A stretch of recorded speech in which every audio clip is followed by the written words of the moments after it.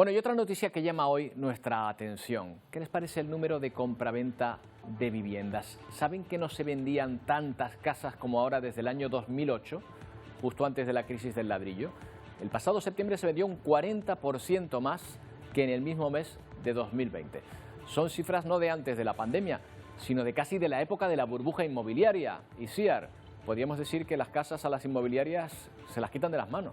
Sí, según los expertos, esto se puede deber porque las familias tienen una alta tasa de ahorro o bien porque quieren hacer frente a esa incertidumbre, a esas fluctuaciones del mercado inmobiliario. Como bien dices, este 2021 la compraventa de viviendas se sitúa en un valor máximo histórico, en un 40% respecto al mismo periodo del año pasado. También nos fijamos en que a principios de este 2021, lo podemos ver, creció más de un 66%. Ese pico de ahí, ¿eh? Sí, ese pico de ahí respecto al otro pico que nos encontramos a principios de la pandemia con una caída del 53%. ¿Por dónde se están decantando más los compradores? Pues zonas rurales y viviendas de segunda mano, Roberto. Claro, si sumamos desde el 53, pues prácticamente el 47 más 40, pues un 87% de subida. Un crecimiento, ¿no? Bastante rápido, la verdad. Bueno, tampoco es cuestión de confiarse o de ir a lo loco, ¿verdad? Porque esto es una inversión importante. ¿En qué nos tenemos que fijar para no arriesgar más de la cuenta? Bueno, pues algunos consejos que les podemos dar también a ti o también a nuestros televidentes, pues no gastar en esa hipoteca más del 30% de nuestros ingresos. Por ejemplo, si nuestro salario es de 1.000 euros, no deberíamos gastar más de 300 euros al mes en la hipoteca. También tenemos que tener en cuenta, y es muy importante esta palabra, ahorro, porque antes de pagar esa hipoteca deberemos pagar el 20% del valor de esa hipoteca al contado. Es decir, una hipoteca de 100.000 euros debemos tener 20.000 euros ahorrados porque nos lo van a requerir en el momento de comprarla. Y también pues tenemos que prever pues terminar de pagarla antes de jubilarnos. También tenemos que recordar que la vivienda en el momento de comprarla es un pasivo, es decir, no vamos a recibir ningún beneficio de ella y además también a la hora de comprarla, de hecho tendremos pérdidas, por ejemplo, gastos de comunidad o incluso reformarla, a no ser que queramos que convertirla en un activo, por ejemplo, la compramos y luego pasamos a alquilarla. Bueno, pues son unos cuantos consejos, eso de 300 euros, a ver cómo conseguimos con un sueldo de 1.000 una hipoteca que solo cueste eso, pero bueno, se puede encontrar, se puede encontrar. Ahora bien, vistos estos parámetros, y a día de hoy, ¿qué es mejor, alquilar o comprar? Pues todo depende de la situación de cada uno y no despilfarrar, es decir, no pagar por encima de nuestras responsabilidades. Vamos a ver una comparativa porque, por ejemplo, de media alquilar en la provincia de Las Palmas o en Santa Cruz de Tenerife suele superar los 800 euros al mes y la compra va a depender de en cuántos años la queramos pagar y cuánto querramos pagar al mes. También cabe destacar que alquilando tenemos menos riesgo porque no es lo mismo un alquiler de 800 euros mensuales que lo podamos dejar básicamente cuando queramos que una hipoteca, que ahí sí que hay un contrato de compromiso de pago con el banco que tendremos que pagar sí o sí. Claro, después también dependerá de cómo vayan fluctuando los precios de los alquileres en un momento dado o cómo esté la oferta y la demanda en el sitio que queramos. Pero vistos los números, aquí ya se pueden ir echando cuentas. Bueno, vamos a preguntarle a Óscar Izquierdo, que es presidente de la patronal de la construcción de FEPECO. ¿Qué tal, Óscar? Buenas tardes. Hola, muy buenas tardes. Bueno, ¿estos datos se trasladan igual a Canarias? ¿De verdad se están vendiendo se está llevando a cabo tanta compra-venta de vivienda aquí en las islas? Sí, bueno, es un dato a nivel estatal y aquí en Canarias también se está dando. La prueba es que el empleo que estamos creando en el sector de la construcción desde hace ya un año, donde actualmente tenemos más de 55.000 personas, ya casi 56.000 personas trabajando de manera directa en el sector de la construcción, es como consecuencia de la construcción de vivienda y sobre todo, y por encima de todo, de la reforma, la rehabilitación, la conservación y el mantenimiento de viviendas o edificaciones que fueron construidas hace muchos años y que se le han incorporado eficiencia energética, accesibilidad universal y digitalización. Es decir, en estos momentos estamos viviendo un momento bueno para la compra de la vivienda y es un momento bueno para que los ciudadanos se incorporen al mercado de la vivienda. Óscar, ¿a qué achaca usted de nuevo este boom, esta fiebre por la compraventa de vivienda? Yo creo que lo ha explicado muy bien su compañera. Hay muchas variables que las explican. El ahorro, el hecho de que la vivienda nunca pierde su demanda. puede haber crisis económica y puede haber momentos donde no se pueda comprar una vivienda, pero la demanda de vivienda siempre es latente, siempre está ahí, porque no olvidemos que la vivienda, aparte de ser un derecho constitucional, por encima de eso, sobre todo, la protección que le da a una persona a un núcleo familiar. O sea, el contar con una vivienda, tanto en propiedad como en alquiler, es un derecho y una necesidad primaria. Por lo tanto, ahí siempre va a estar esa demanda de la vivienda.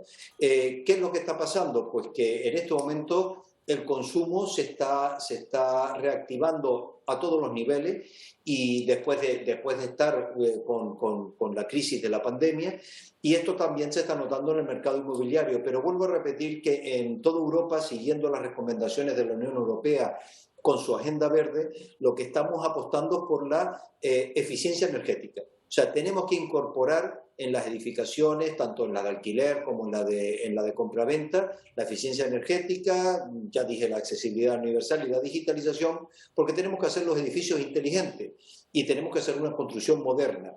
Todo eso está emparejado con esa demanda importante que hay en este momento, porque lo que se está ofertando es de calidad, es moderno, es con nuevos productos, se está haciendo con unos nuevos procedimientos constructivos, con nuevos materiales, porque la construcción al fin y al cabo se ha adaptado perfectamente al siglo XXI, a la era de la digitalización. ¿Y también es más caro, Óscar? ¿Está notando que ante mayor demanda esté subiendo ya el precio de la vivienda? El precio de la vivienda siempre lo pone el mercado. Y no cabe duda que en el caso en concreto, en el caso de Canarias, el nivel de vivienda, el número de viviendas que tenemos es escaso para la demanda que tenemos.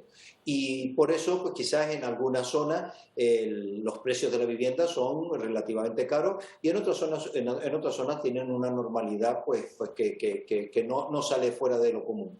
Pero lo que está claro es que lo único que puede bajar el precio de la vivienda es la construcción de más vivienda.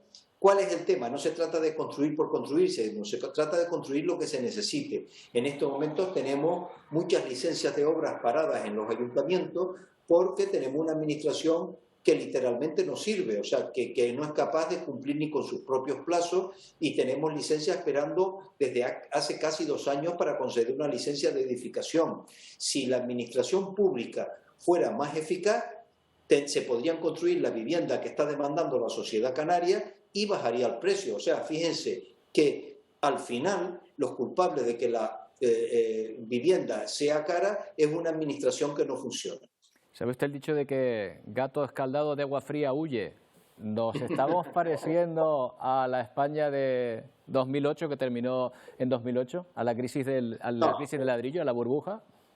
No, sin duda las cosas han cambiado mucho, el sector de la construcción también, como estaba diciendo, se ha modernizado. Aprendimos mucho de esa crisis, aprendimos mucho porque sufrimos mucho con esa crisis, sufrimos mucho a nivel personal, a nivel empresarial, a nivel familiar, porque no olvidemos que casi el 98% o el 98% de las empresas del sector de la construcción son pymes, microempresas y autónomos, y esa crisis nos enseñó mucho. Nos enseñó que el desarrollismo no es bueno para nadie, absolutamente para nadie. Y lo único que tenemos que cubrir es la demanda imperiosa que hay en este momento, sobre todo en ciertas zonas de Canarias, donde hay lo que se llama un déficit habitacional importante, y ahí es donde tenemos que poner todo el empeño. Y por eso es muy importante el plan de vivienda de Canarias, porque hace muchos años que no se construyen viviendas públicas, muchísimos años, más de una década que no se construye vivienda pública en Canarias, y tenemos que recuperar ese ritmo de construcción de vivienda pública, sobre todo de vivienda pública en alquiler, para las personas que lo necesitan, que no tienen muchos medios económicos, pero que sí pueden acceder a ese tipo de vivienda. Por lo tanto, la cooperación pública-privada, como estamos haciendo en este momento, en este caso FEPECO como patronal de la construcción, con el Gobierno de Canarias, en concreto con la Consejería de Obras Públicas y Vivienda, el Instituto Canario de Vivienda y MISOCAN, están empezando a tener resultados importantes en cuanto a que estamos comenzando a un ritmo, yo creo que bastante significativo, ya a construir viviendas y sobre todo a conservar, rehabilitar y volver a poner en funcionamiento viviendas que en su momento estaban en un mal estado, y gracias a la rehabilitación primero, dan mayor seguridad a los ciudadanos, segundo, incrementan su valor patrimonial y tercero, lo que significa es aportar a esa eficiencia energética que es la que queremos en toda la Unión Europea. Ya veo que ustedes están destacando no solo la construcción, sino también la rehabilitación y modernización en cuanto a la mejora de materiales y en cuanto a la idoneidad, la aplicación de energía verde también. Óscar, muchas gracias por habernos atendido. Muchísimas gracias a ustedes. Buenas tardes.